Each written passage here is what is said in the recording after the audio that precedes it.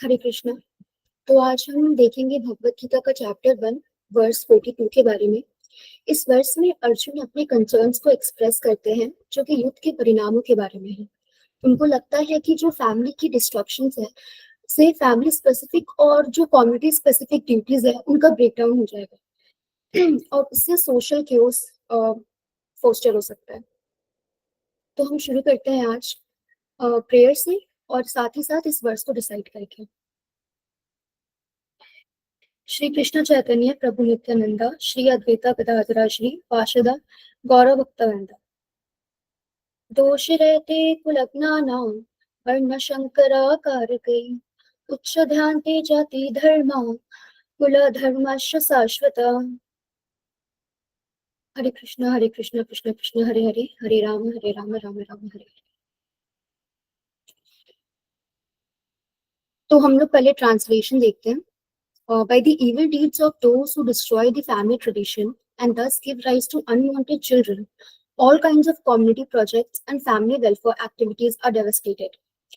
तो यहाँ हम जैसे देख सकते हैं कि अर्जुना वर्णा शंकरा टर्म यूज करते हैं जिसका मतलब होता है अनवांटेड प्रोजेनी या फिर मिक्स्ड कास्ट के लिए, जो उनको लगता है कि फैमिली स्ट्रक्चर्स का जो डिस्ट्रप्शन है वो उससे आएगी।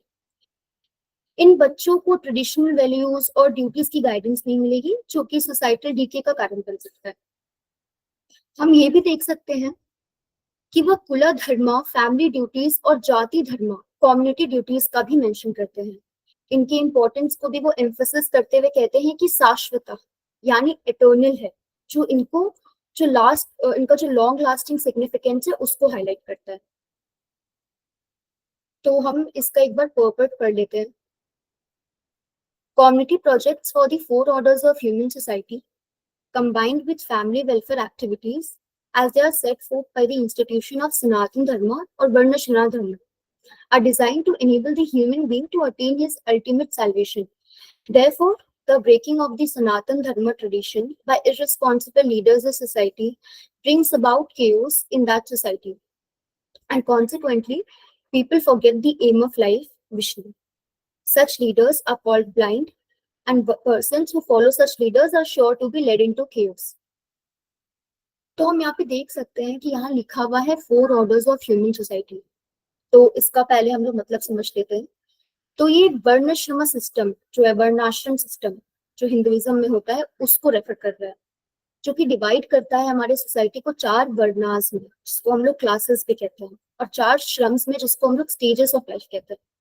जो 4 वर्णास हैं हमको पता होगा, पहला ब्राह्मण जिसको प्रिस्ट या फिर स्कॉलर्स कहते हैं, क्षत्रियास जो कि वॉरियर्स और रूलर्स कहलाते हैं, वैश्यास जो ट्रेडर्स एंड एग्रीकल्चरिस्ट्स कहते हैं, और शूद्रास जो सर्विस प्रोवाइडर्स कहलाते हैं।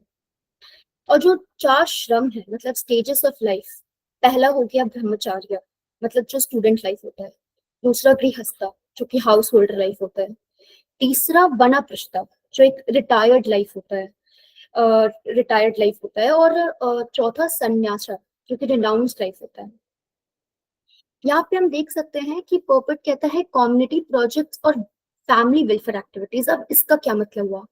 तो ये वो एक्टिविटीज हैं या वो प्रोजेक्ट्स हैं जो कि इन चारों क्लासेस और श्रम्स को बेनिफिट और सपोर्ट करने के लिए डिजाइन किए गए हैं, जो कि जैसे एजुकेशनल प्रोग्राम्स हो गए, सोशल सर्विसेज हो गए, या फिर वो इनिशिएटिव्स हो गए जिससे जो फैमिली वेलफेयर है वो मेंटेन किया जा सके।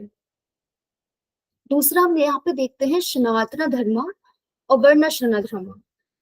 तो सनातन धर्म जो है उसका एक तरह से मतलब हो गया इटर्नल ड्यूटी जिसे हम कहते हैं। तो वो जो इस यूनिवर्सल सेट ऑफ मतलब ड्यूटीज और जो इटर्नल ड्यूटीज होता है मतलब इस यूनिवर्स का, और वो वैल्यूज जो एक हार्मनी सस्टेन करता है इस यूनिवर्स का, उसको यहाँ पे कहा जा रहा है।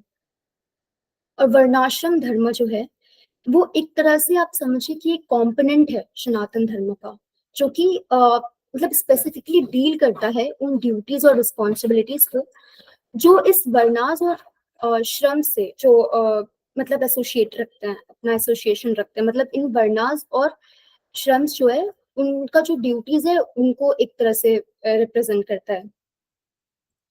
अब यहाँ पे हम लोग देख सकते हैं कि यहाँ कहा गया है to attain his ultimate salvation. अब इसका क्या मतलब है?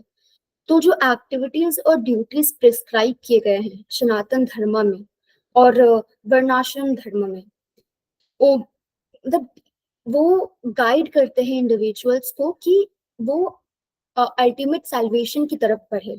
वो एक तरह से गाइडेंस है, अगर आपको अल्टीमेट सैल्वेशन चाहिए, जिसे हम मोक्ष कहते हैं, जो कि एक तरह से मतलब जो कि एक तरह से नहीं, जो कि लिबरेशन है इस cycle of birth and death का। फिर हम लोग देखते हैं कि ब्रेकिंग ऑफ ट्रेडिशन, इस टर्म का क्या मतलब है। तो वो लीडर्स आज के टाइम पे जो नेग्लेक्ट कर देते हैं, या फिर वो प्रिंसिपल्स जो सनातन धर्म और वर्णाश्रम धर्म में प्रिस्क्राइब किया गया है, उन प्रिंसिपल्स को अबेंडन कर देते हैं, उन्हीं को हम यहाँ पे इररिस्पॉन्सिबल लीडर्स कहे हैं। अब इन लीडर्स की वजह से जो ये ट्रेडिशंस है वो ब्रोक हो जाता है, ब्रेक हो जाता है, जिसकी वजह से सोसाइटल केओस मचता है, और जिसकी वजह से जो हमारा स्टेबलिस्ट सिस्टम है, जिसके लिए हम सब कर रहे हैं, मतलब स्ट्राइव, जो हार्मनी इस यूनिवर्स का है जिसके लिए हम सब स्ट्राइव कर रहे हैं, वो डिस्ट्रक्ट हो जाएगा। यहाँ पे हम लोग कहें forgetting the aim of life, तो हम सबको पता है कि जो अल्टीमेट एम ऑफ लाइफ है वो इस चीज को रियलाइज करना है और सर्व करना है विष्णु को, कि वही हमारे सुप्रीम बीइंग है। जब ये सोसाइटल ऑर्डर डिस्ट्रक्ट हो जाता है, लोग अपना जो साइट है स्पिरिचुअल गोल की तरफ, स्पिरिचुअल गोल के लिए वो खो देते हैं, वो भूल जाते हैं। यहाँ पे हम देखेंगे कि कहा गया है ब्लाइंड लीडर्स एंड फॉलोअर्स। तो वो लीडर्स जो कि इस धर्म के पाथ को फॉलो नहीं करते हैं, उनको ब्लाइंड कहा गया है। ऐसा क्यों? क्योंकि वो दूसरों को गाइड करने का विजन खो देते हैं, वो दूसरों को गलत गाइड करेंगे या फिर वो दूसरों को अच्छे से गाइड नहीं करेंगे। अब क्योंकि वो खुद मिसगाइडेड हैं, मिसगाइडेड लीडर्स हैं, तो ऑब्वियस सी बात है कि वो जिनको भी गाइड करेंगे वो भी मिसगाइडेड ही होंगे, और जिसकी वजह से वो एक, जो उनके फॉलोअर्स हैं वो डेविएट कर जाएंगे अपने पाथ से, और वो पाथ है अल्टीमेट सैल्वेशन का, या फिर जो सही पाथ है राइटियसनेस का, उस पाथ से वो डेविएट हो जाएंगे। तो आज के लिए इतना ही। हरे कृष्ण।